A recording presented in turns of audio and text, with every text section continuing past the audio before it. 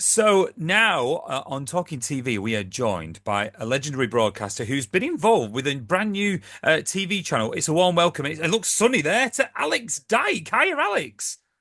Hello, Chris. Yes, it's a beautiful December day. I'm talking to you from my glamping site on the Isle of Wight. And I must point out, first of all, that these are just spectacles that go dark in the sun. So I'm not trying to look like a rock star. It's just that the sun is so bright today that the future is so bright, I'm wearing shades.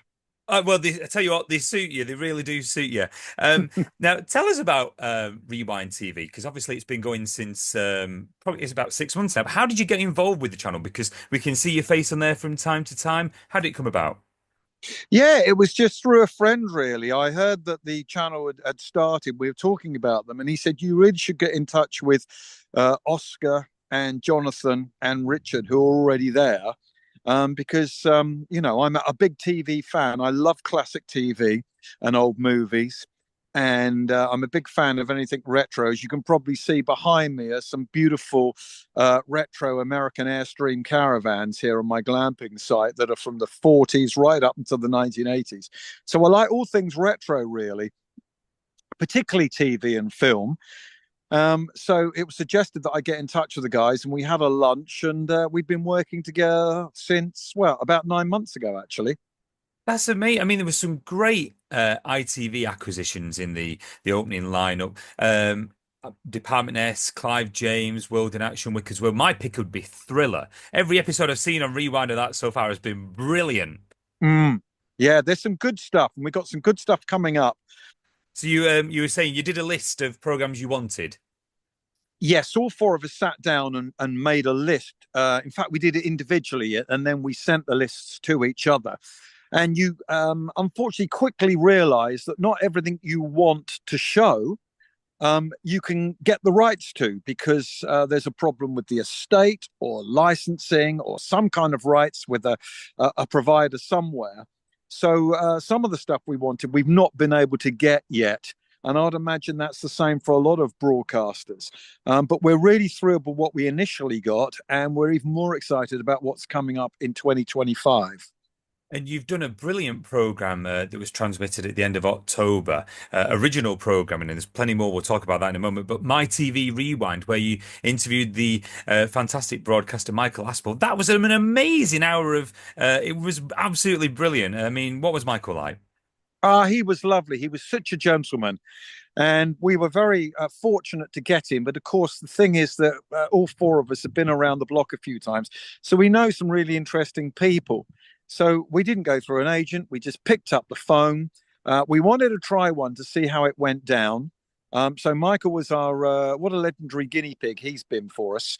And we've got more of those planned for the future. But he was just a joy. I mean, what a career that Michael had. So that will get repeated as well over Christmas, because it was an interesting hour and we were very fortunate to get him. Now, obviously, it's early days for the channel arriving on Freeview, but in terms of ratings, has there been a particular program that's surprised you all by how well it's done? And is there any that's perhaps been not done as well as perhaps you would have expected they have? I mean, I remember Talking Pictures recently said they wouldn't carry on with the Anedian line, for example. They thought it'd do well, and then they've dropped that after the first series. I guess you can never tell, can you? You can't tell. Dick Turpin with Richard O'Sullivan did very well for us. Sherlock Holmes, which is old and crackly and in black and white, has done very well for us. And of course, the stuff we originally put up was just to create a template so we could see what went. And we want to be different. We love what Talking Pictures have done. I'm glad you've given them a mention. We think what Talking Pictures have done is great, but we want to be different from Talking Pictures. And as the months and the years go on, we will become more, we're going to be retro.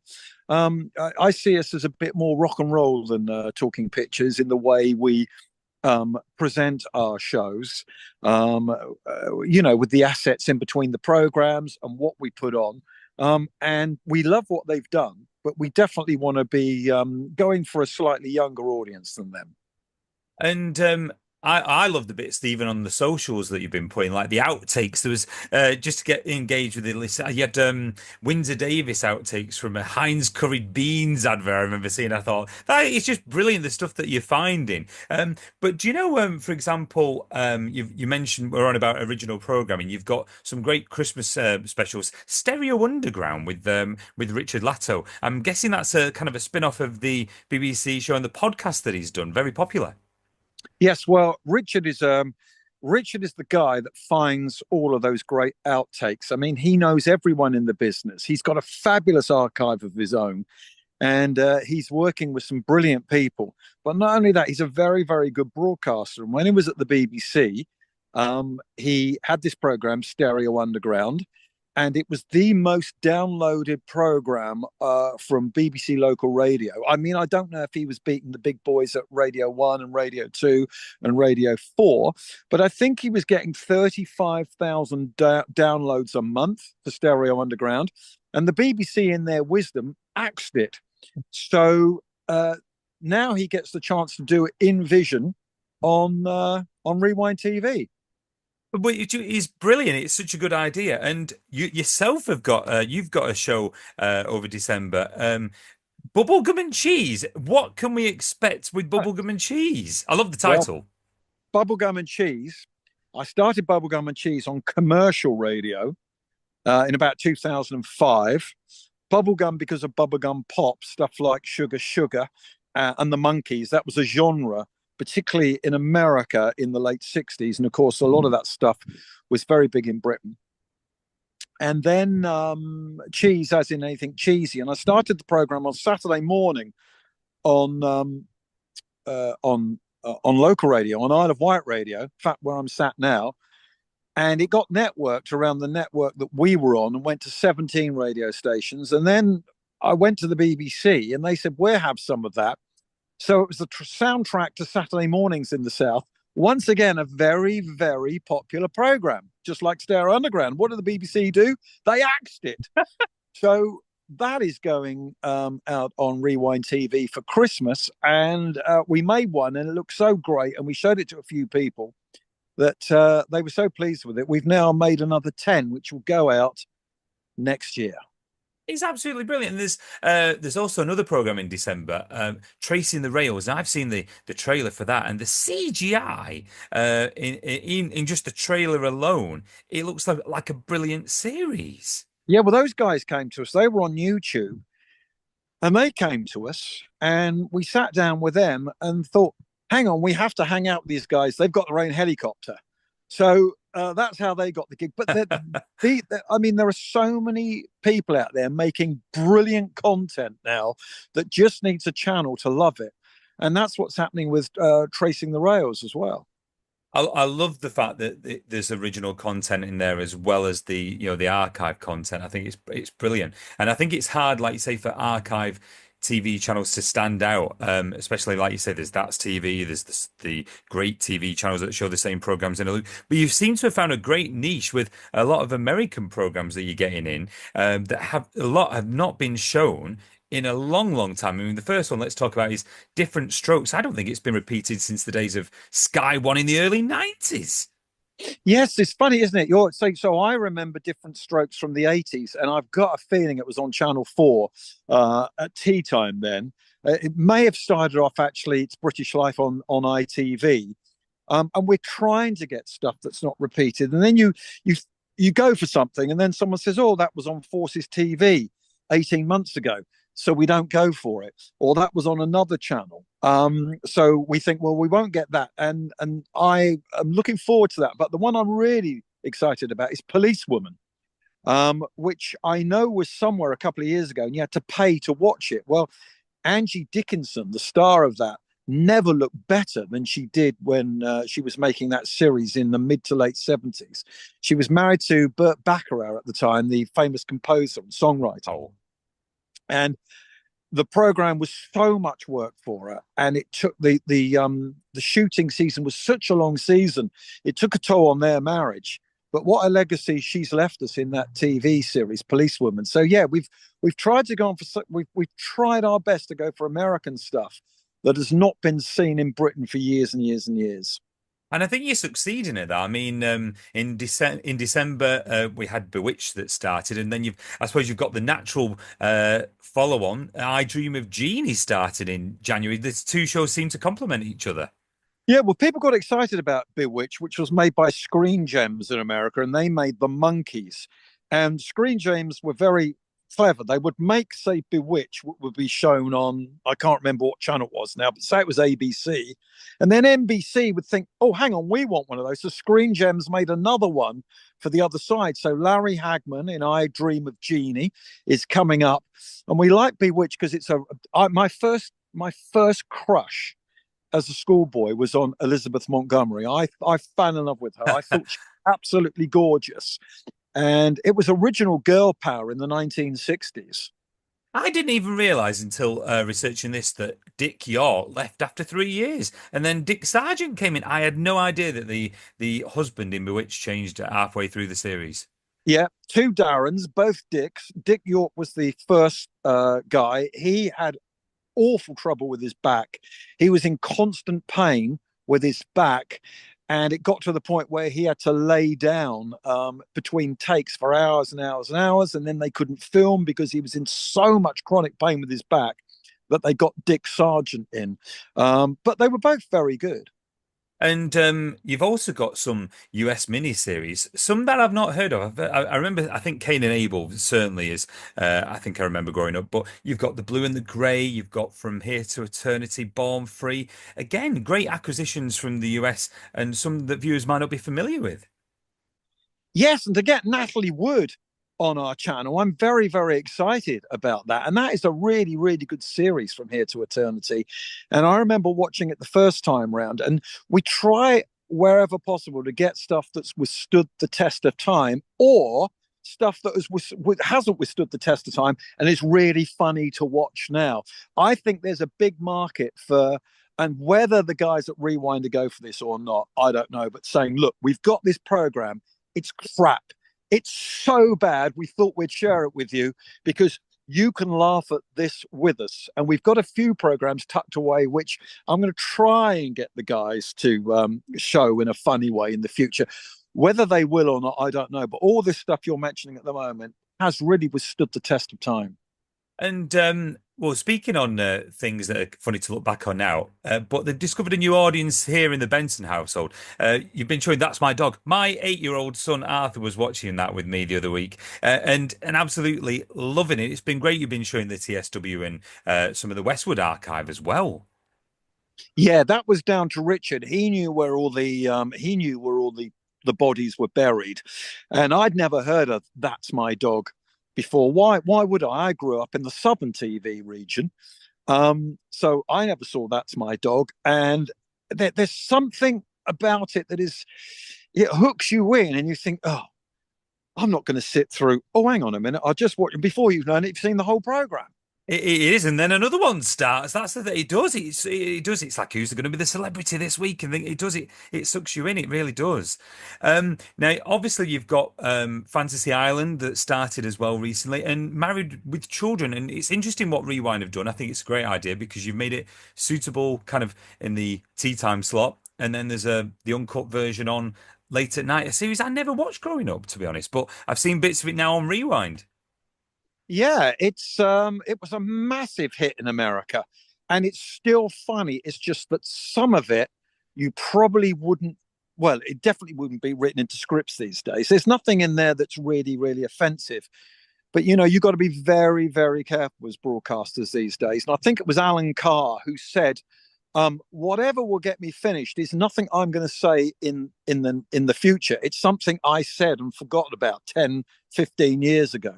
So with archive television, you have got to be careful. I mean, I don't like to think that we have to airbrush the past, but sometimes you have to because someone might, we don't want to offend anyone, but it's very, very hard to know what from the past will offend and what won't. It certainly looks. I could be wrong on that. I don't think there's been many edits of many other programs. Certainly, because I think Rewind's been pretty clever at when they schedule the programs out.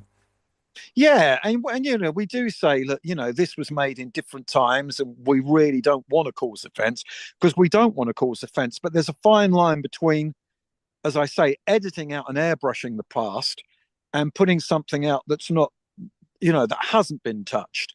So it's you are walking, as all of these channels are doing. You are walking a tightrope. And like you say, all the other archive channels must be doing exactly the same, and they're muting things here and there, or just not showing episodes and of series completely, aren't they? It must be a nightmare. What would you say then in 2025? Is there something that you can tease out that we haven't mentioned that you're really looking forward to sharing, perhaps on the channel? Well, as far as I mean, I don't program the channel. I come up with ideas. That's down to Jonathan and Oscar. But we will be making more original content that suits Rewind TV. We're quite excited about music because we feel, obviously, we've shown Stereo Underground and Bubblegum and Cheese to a few people in the business, and they like that. So I think we're probably, because we do, as I said, I love Talking Pictures. I made a program for Talking Pictures called Talking Christmas a few years ago with Tony Hadley and Kim Wilde and Mike Reed, and I'm a big fan of Talking Pictures. But we don't want to trample all over their audience. I think that we want to complement what they do and they complement what we do. So we will probably be doing more original content, and going for more American stuff, as well as trying to find some British gems. We're looking at a program at the moment that everyone else has forgotten, that Kenny Everett presented, and we're going to see if we can get that. Now, no one else will remember it, but getting Kenny on our channel would be great. And we love the video shows he did at Thames, and we like the stuff he did at the BBC. Now, that may or may not happen, but we just want to keep surprising people with oh, great, yeah, I don't remember this, but I'm glad I'm watching it now. Or, oh, fabulous, yes, I haven't seen this for years, I can't sit down to watch it. And as you say, watch it with your family, Yeah. and see their reactions through it. I think that what we do at Rewind, and what we want to do at Rewind, is a lot of it is escapism. You put the television on and you go to the big channels, and it's very depressing. And we don't want to offend, but a lot of the television now is so woke. I stumbled across Midsummer Murders the other day, and I've never really watched more than one or two episodes of Midsummer Murders, but I know it's Middle England, and I know it's probably got a huge female audience and an older audience that like to sit down and watch it like they used to with Heartbeat and Purely Escape. And it had gone so woke.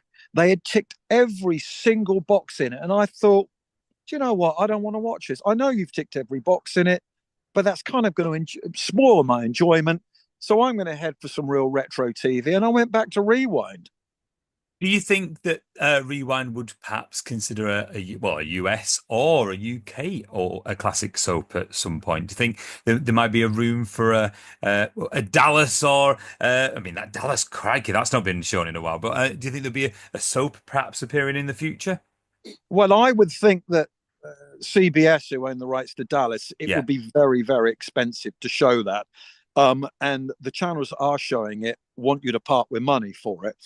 I would love to see Dallas or Knots Landing on there, Oh yeah, or great show. or Yeah. even Falcon Crest or Dynasty. But I'd imagine there are a lot of money. I mean, that's the thing. When Oscar and Jonathan have gone to CBS and ABC, they want a lot of, quite rightly, they want a lot of money for these programs, because they now, classic television has a lot of value to it. So, as far as an American soap's concerned, I don't know. Maybe an Australian soap. I mean, I'm a big fan of Crossroads. The trouble with Crossroads is there are bullet holes all through it where ATV didn't keep. They might have 12 episodes, then there's 6 missing, then there's Yeah. another 3, then there's 14. And I know that's been shown. And that gets back to something you said earlier about That's My Dog. Crossroads, although people laughed at it, it had a tough time, Crossroads, because they had temporary sets. They couldn't keep the sets up all the time, like Coronation Street and EastEnders, because they needed the studio space at ABC.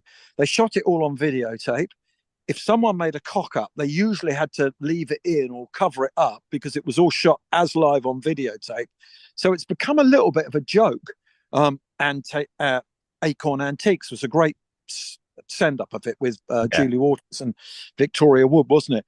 But it's got a coziness to it. I would love it if we got Crossroads. What the other guys would say about that, I don't know. But I think getting Crossroads would be brilliant. I do, I agree, but I think it's a bit of an injustice sometimes because sometimes you see 70 scenes of Coronation Street and the Rover's Return background is shaking just as much as King's Oak, I often think. But what do I know? One of the final question. It was great that you showed Drake's Venture, which was a Westwood program, because I didn't know until a few weeks ago that it was during the that program that ITN announced that Westwood lost their license, their ITV franchise during that program. Yes, I know, and there was a lot of that around at the time, wasn't it? I mean Southern, TVS, lots of these stations, Thames.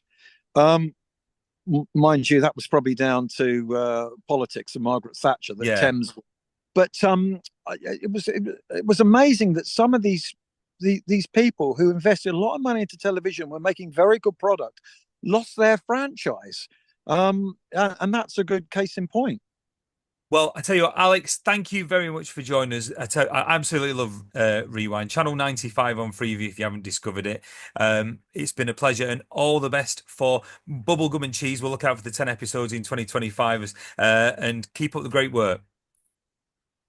Yeah, and thank you. And Bubblegum and Cheese, if you like David Cassidy and the Glitter Band and the Rubettes and Slade and the Bay City Rollers and the Monkeys and the Hollies and bands like that, you will love Bubblegum and Cheese. And if you're a bit more edgy and it's the punk, make sure you tune into Richard Stereo Underground because he does a fabulous job of that. Thank you very much, Chris.